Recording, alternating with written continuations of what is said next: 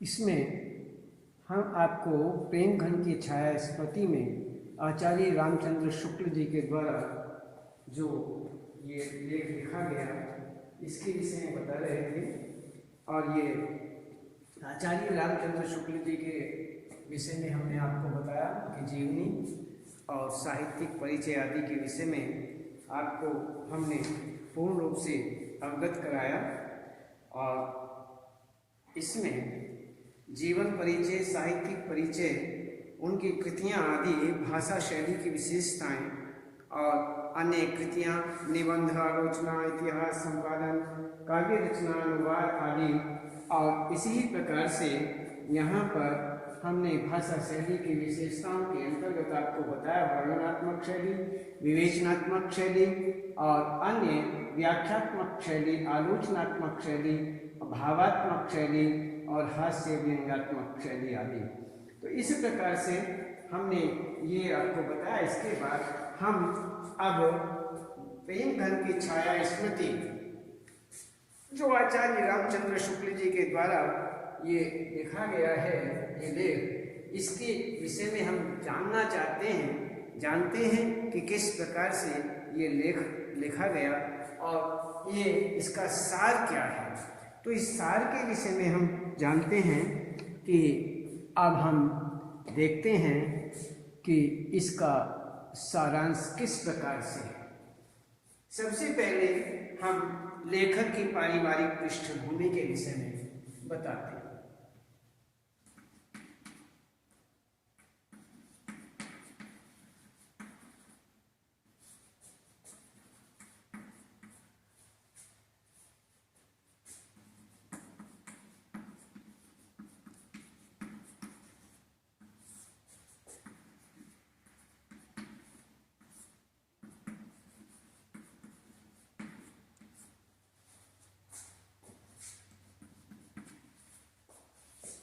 दूसरा इसमें देते हैं लेखक का भारतेंदु के मित्र।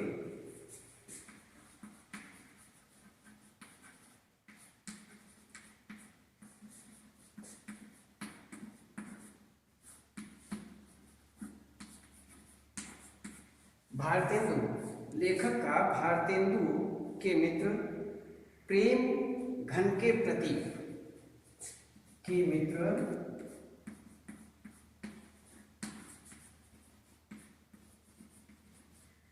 प्रेम घन के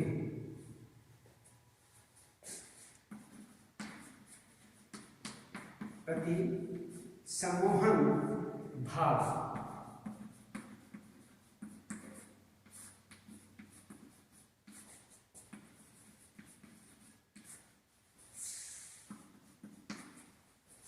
आगे कहते हैं कि लेखक का साहित्य के प्रति बढ़ता रुझान।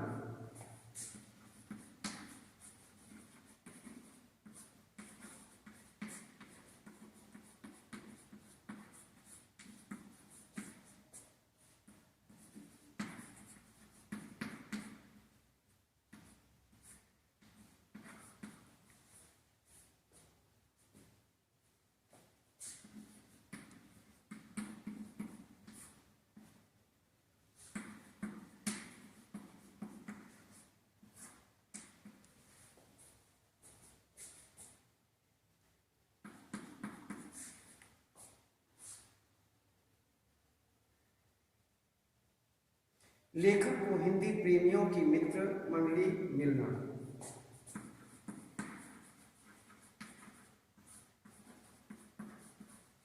लेखक को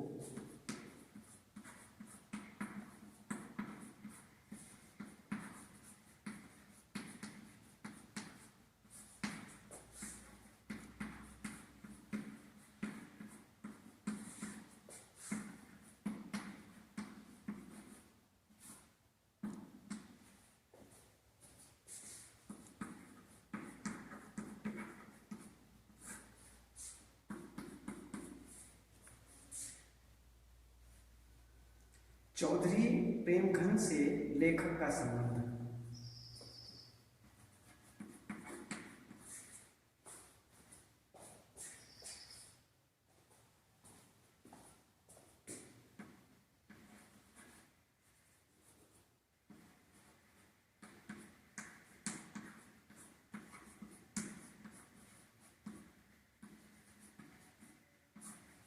चौधरी ने प्रेमघन से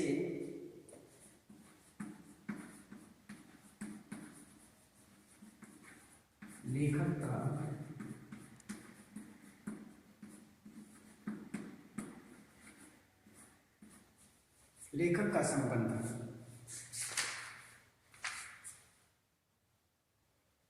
इसमें इनको हम बता दें, उसके बाद आगे फिर बताएंगे कुछ और आगे भी हैं। सबसे पहले हम देखते हैं लेखक की पारिवारिक पृष्ठभूमि। लेखक की पारिवारिक पृष्ठभूमि, लेखक का भारतेंदु के बिना भारतेंदु के मित्र प्रेमघन के प्रति सम्मोहन भाव और लेखक का साहित्य के प्रति बढ़ता रुझान, लेखक को हिंदी प्रेमियों की मित्र मंडली मिलना और चौधरी प्रेमघन से लेखक का संबंध। आगे कहते हैं ना, प्रेमघन जी द्वारा हास विहास करना और उर्दू बेगम पुस्तक पर चर्चा तथा चौधरी प्रेमघन का नागरी भाषा के संबंध में विचार होना। तो इस प्रकार से यहाँ पर हम ऐसा देखते हैं। तो ये हुआ हमारा इसके पाठ के सारांश के रूप में जो कि हम देख रहे हैं। तो यहाँ पर लेखक की पारिवारिक पृष्ठभूमि, लेखक की पारिवारिक पृष्ठभूमि के अंतर्गत हम देखते हैं कि लेखक बताता है कि उनके पिताजी फारसी के अच्छे ज्ञाता तथा पुरानी हिंदी कविता के प्रेमी थे। उन्हें फारसी और हिंदी कवियों की उक्तियों को मिलाने में बड़ा आनंद आता था। वे रात में घर के सदस्यों को एकत्रित करके रामचरितमानस और रामचंद्रिका बड़े आकर्षक ढंग से सुनाते थे।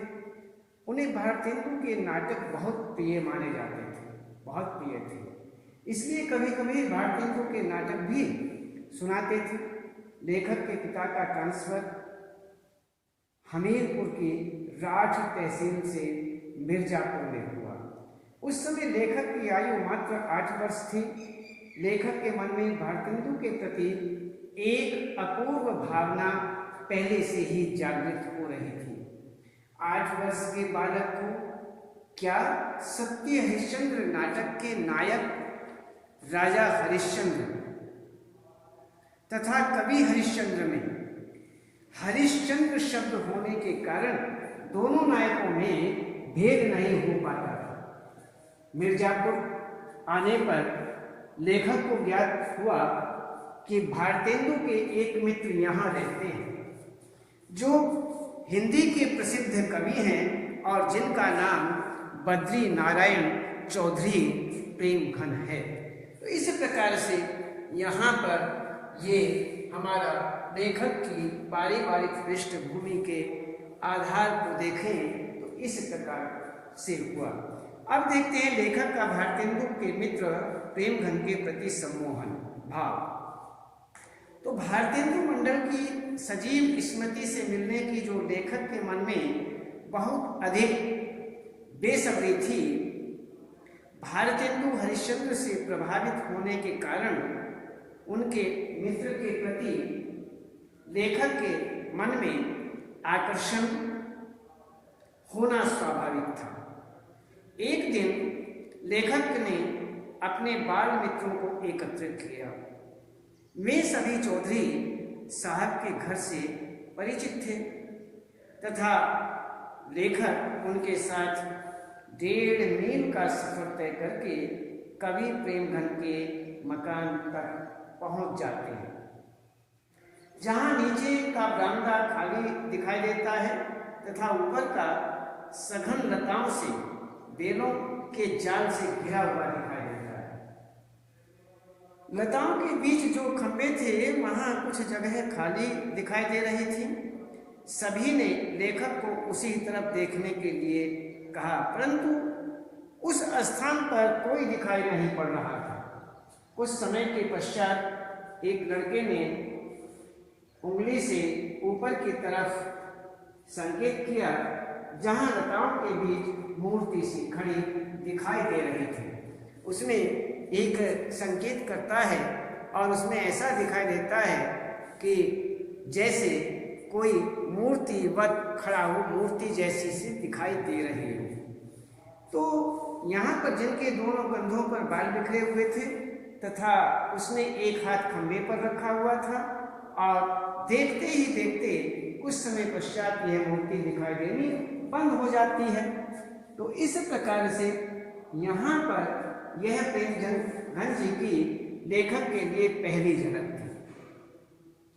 तो यहाँ पर इस प्रकार से लेखक का भारतेंदु के मित्र प्रेमघन के प्रति सम्मोहन का भाव उत्पन्न होता है। तो यहाँ पर आप देखते हैं कि लेखक का साहित्य के प्रति बढ़ता रुझान, लेखक जैसे जैसे बड़ा होता गया वैसे वैसे हिंदी के नए साहित्य के प्रति उनका झुकाव बढ़ता गया। जब लेखक क्वींस कॉलेज में पढ़ रहे थे उस समय रामकृष्ण वर्मा, जो उनके पिता के सहपाठियों में से एक माने जाते थे तथा इस प्रकार से जिनके यहाँ से भारत जीवन प्रेस की पुस्तकें भी आती थी और वह लेखक के पिता लेखक से उन पुस्तकों को छिपा करके रखते थे, क्योंकि उन्हें भय यह था कि कहीं बेटे का ध्यान स्कूल की पढ़ाई से न हट जाए। कभी उन्हें छिपा करके इसलिए रख दिया जाता था कि ऐसा लगता था, ऐसा महसूस होता था कहीं स्कूल की पढ़ाई से बच्चे का मन हट न जाए, इसलिए वह उस प्रेस की पुस्तकों को छिपा करके रखते थे। तो यहाँ पर कहीं उन्हीं दिनों पंडित केदारनाथ पाठक ने हिंदी पुस्तकालय खोला। लेखक वहीं से पुस्तकें लाकर पढ़ने लगा और केदारनाथ जी लेखक की इस आदत से बहुत प्रभावित हुए। एक बार बताते हैं कि एक बार लेखक किसी व्यक्ति के साथ बारात में गया, काशी गया। लेखक उस व्यक्ति के साथ घूमता हुआ चौखंबा की तरफ निकल गया। वहीं पर एक घर में से पंडित केदारनाथ पाठक निकलते दिखाई दिए। कहते हैं कि पंडित केदारनाथ जी लेखक को देखकर रुक गए। कुछ समय बात करने के पश्चात लेखक को पता चला कि पंडित केदारनाथ जी जिस घर से निकले थे वह घर भारतेंदु जी का था। तो इस प्रकार से यहाँ पर भारतेंदु जी के घर के नीचे का ये हृदय परिचय बहुत ही शीघ्र दोनों की गहरी मित्रता में परिवर्तित हो गया, गहरी मित्रता में परिवर्तित हो गया, ऐसा बताया जाता है कि यहाँ पर इनको गहरी मित्रता इनकी हुई। तो इस प्रकार से यहाँ पर अब आगे देखते हैं लेखक को हिंदी प्रेमियों की मित्र मंडली का मिलना। तो 16 वर्ष की अवस्था में लेखक को अपनी समान उम्र के हिंदी प्रेमियों की मंडली मिल गई, जिनमें श्रीयुत काशी प्रसाद जी जायसवाल, बाबू भगवान दास जी हालना, पंडित बद्रीनाथ गौर, पंडित उमाशंकर द्विवेदी मुख्य माने जाते थे। ये लोग हिंदी के नए पुराने कवियों और लेखकों की चर्चा करते थे। इनके बीच लेखक अर्थात आचार्य रामचंद्र शुक्ल भी स्वयं को लेखक मानने लगे।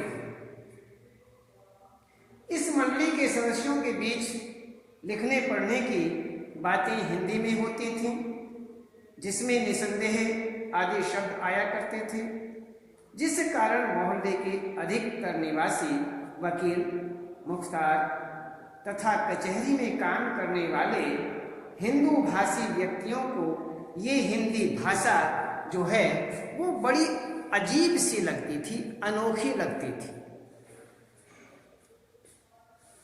जिसके कारण इन सभी लोगों ने हिंदी प्रेमियों का नाम ही हिंदी प्रेमी जो थे उन हिंदी प्रेमियों का नाम ही निसंदेह रख दिया, उन्हें निसंदेह ही कहने लगे, उनका नाम ही निसंदेह हो गया। तो इसी प्रकार से यहाँ पर प्रेमियों की मित्र मंडली मिलती है। तो आगे देखते हैं चौधरी प्रेमघन से लेखक का क्या संबंध है। तो बद्री नारायण चौधरी जो सहायक जज थे, एक बार लेखक के मोहल्ले में आते हैं। लेखक के पिताजी चौधरी जी से लेखक का परिचय कराते हैं और कहते हैं इन्हें हिंदी का बड़ा शौक है। चौधरी से तुरंत उत्तर देते हुए कहते हैं कि इसका अंदेशा उन्हें लेखक का चेहरा देखकर ही हो गया था। चौधरी जी से अच्छी तरह परिचित होने के बाद अब लेखक प्रेमघन जी के घर एक लेखक की हैसियत से जाते थे। तो चौधरी साहब एक हिंदुस्तानी रईस माने जाते थे। बसंत पंचमी, होली इत्यादि पर उनके यहाँ खूब नाच रंग तथा उत्सव होते रहते थे। उनकी हर एक अदा से रियासत टपकती थी, उनके बाल कंधों तक लटक रहे थे। एक छोटा सा लड़का पान की तस्तरी लिए पीछे पीछे टहल रहा था। तो उनकी बातों में विलक्षण वक्रता रहती थी, विलक्षण टेढ़ापन था। नौकरों तक के साथ उनका संवाद सुनने लायक होता था।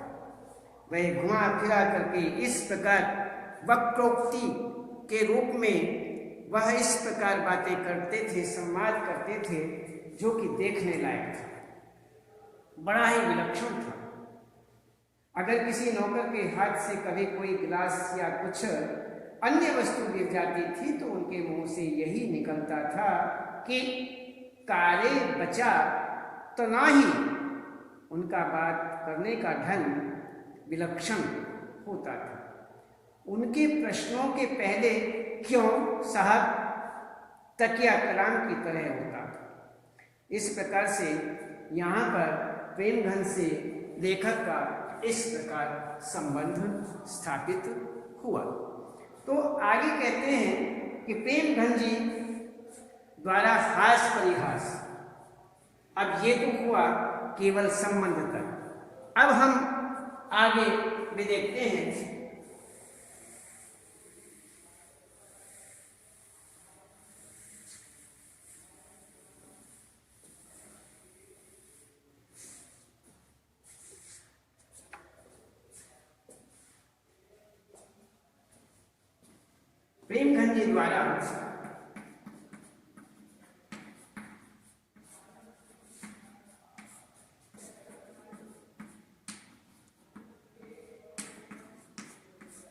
प्रेमघन जी द्वारा हास परिहास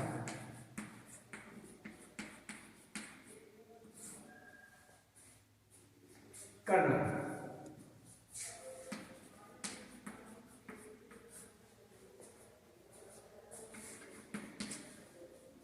इसमें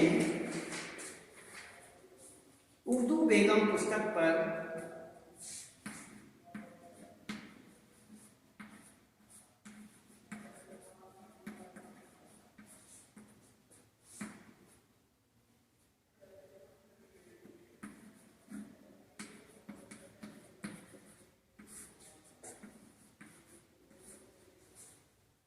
चर्चा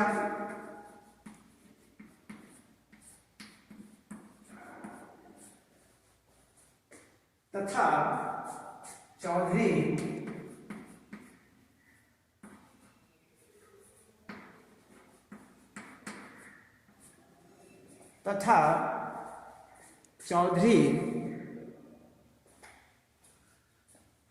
प्रेमघन का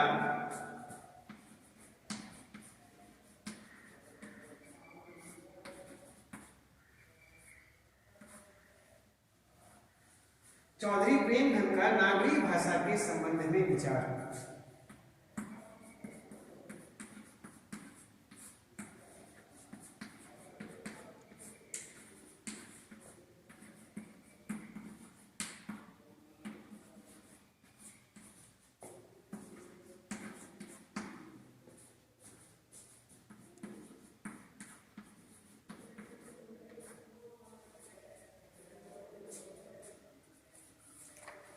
तो यहाँ पर हमने आपको बताया कि प्रेमगंज जी द्वारा हास परिहास करना, तो ये हुआ हमारा प्रेमगंज जी द्वारा हास परिहास करना। तो लेखक बताता है कि प्रेमगंज जी का स्वभाव बहुत मजाकिया था। कहते हैं प्रेमगंज जी का जो स्वभाव था वो एक मजाकिया स्वभाव था। बड़े मस्त रहते थे और हंसी के मूड में रहते थे। मजाकिया स्वभाव माना जाता था। वे उनसे मिलने वालों का मजाक बनाया करते थे, इसलिए मिलने वाले भी उन पर व्यंग कसने के बारे में हर समय सोचते रहते थे कि इनके ऊपर क्या व्यंग कसा जाए, क्या इन्हें हंसी के मूड में कहा जाए। लेखक बताता है कि एक दिन पुरानी परिपाठी के कवि वामनाचार्य गिरी ने बरामदे में कंधों पर बाल लटकाए प्रेमघन पर व्यंग करते हुए एक कवित्व पढ़ा। एक कवित्व पढ़ते हैं और जिसका अंतिम अंश था, खंभा टेक खड़ी जैसे नारी मुगलाने की, अर्थात जैसे कोई मुगल स्त्री खंबे के सहारे खड़ी हो, इस तरह के हास परिहास होते रहते थे। वो हास परिहास हंसी मजाक जो था वहां पर होता रहता था। इसी प्रकार एक दिन मंडली बैठी तो एक पंडित जी आए। चौधरी साहब ने उनसे हाल चाल पूछा। पंडित जी बोले, कुछ नहीं, आज एकादशी थी, कुछ जल खाया है और चले आ रहे हैं। चौधरी साहब ने पूछा, जल ही खाया है कि कुछ फलाहार भी पिया है? एक दिन चौधरी साहब के एक पड़ोसी उनके यहाँ पहुंचे। पड़ोसी को देखते ही सवाल हुआ, क्यों साहब? मैं 1 लफ्ज अक्सर सुना करता हूँ। एक लफ्ज, एक शब्द मैं अक्सर सुना करता हूँ, पर उसका सही अर्थ समझ न आया। आखिर घन चक्कर शब्द का मतलब क्या है? पड़ोसी बोला कि एक दिन रात को सोने से पहले कागज कलम लेकर सवेरे से रात तक जो जो काम किए हों सब लिख जाइए और पढ़ जाइए, शब्द का अर्थ समझ में आ जाएगा। उसी प्रकार से उन्होंने भी उसका उत्तर दिया। तो इस प्रकार से वह हंसी मजाक किया करते थे। आगे कहते हैं कि उर्दू बेगम पुस्तक पर चर्चा तथा चौधरी प्रेमधन का नागरी भाषा के संबंध में विचार। तो यहाँ पर एक रात ऐसा हुआ कि चौधरी साहब के घर की छत पर लेखक और उसकी मित्र मंडली जो थी वह उर्दू बेगम नाम की पुस्तक पर चर्चा कर रहे थे कि उसी समय लैंप की बत्ती भभकने लगी। चौधरी साहब नौकरों को आवाज देते रहे, परंतु अपने हाथ से लैंप बंद नहीं किया।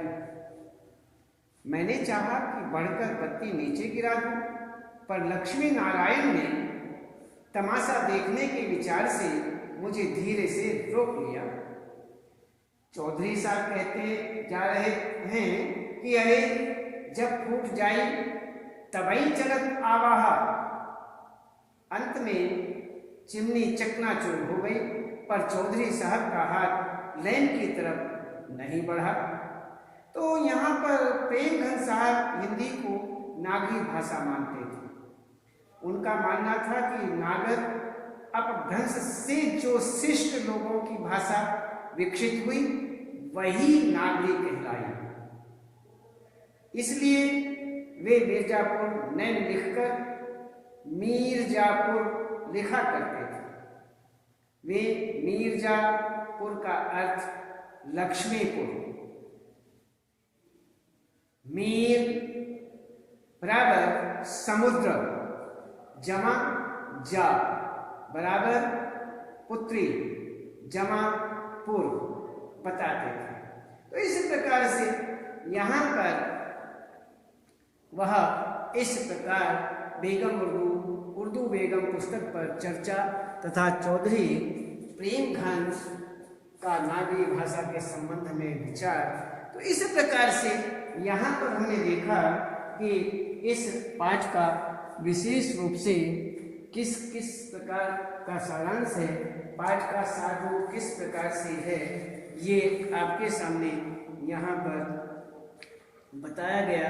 इसको आप अच्छी तरह से कर लेंगे, उसके बाद हम इसमें आपको फिर आगे बताएंगे। आज इतना ही।